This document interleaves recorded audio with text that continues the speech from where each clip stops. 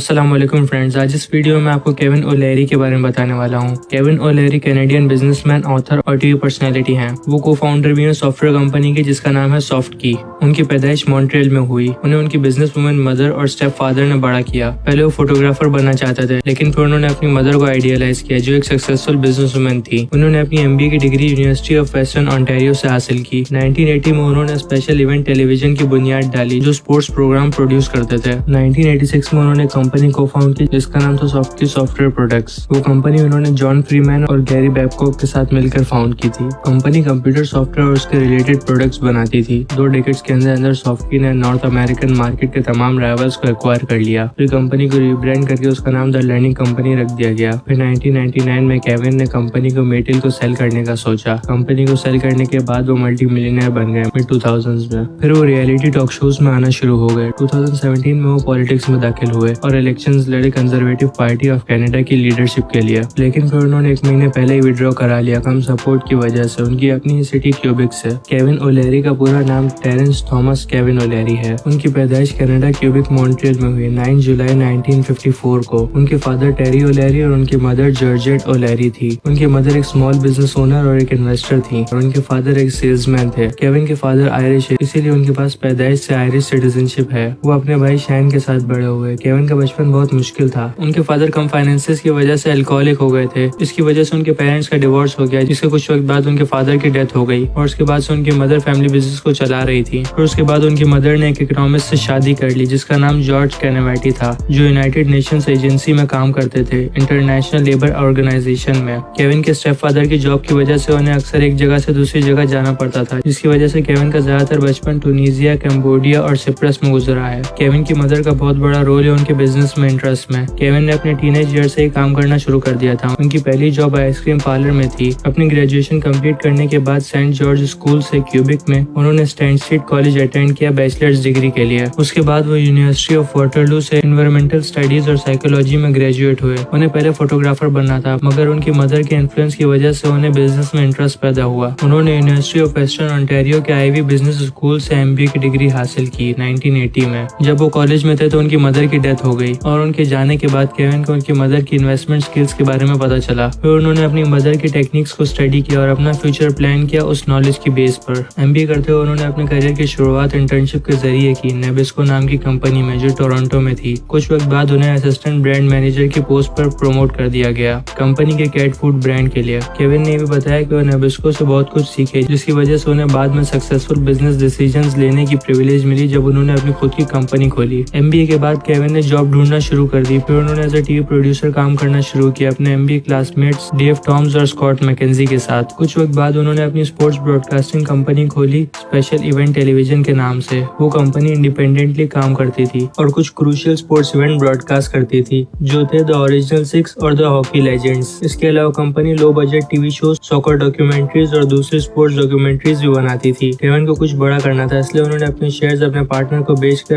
अपनी खुद की कंपनी की शुरुआत करने के लिए काम करना शुरू कर दिया। उस वक्त मिड 1980s चल रहे थे और कंप्यूटर पॉपुलर होना शुरू हुए थे। उन्होंने इस अपॉर्चुनिटी को इस्तेमाल किया और अपनी सॉफ्टवेयर कंपनी की बुनियाद डाली 1986 में, जिसका नाम उन्होंने सॉफ्टकी रखा। तो ये थी मेरी वीडियो केविन ओलेरी के ऊपर। मैं इस वीडियो का दूसरा पार्ट भी बनाऊंगा केविन ओलेरी की जिंदगी के बचे हुए पार्ट को एक्सप्लेन करने के लिए। अगर आपको वीडियो पसंद आए तो आप इस वीडियो को लाइक कर सकते हैं और ऐसी वीडियोस के लिए मेरे चैनल को सब्सक्राइब कर सकते हैं। बेल के आइकन को दबाएंगे तो आपको आने वाली वीडियोस की नोटिफिकेशन मिल जाएंगी। और हाँ, आखिर तक देखने का बहुत बहुत शुक्रिया।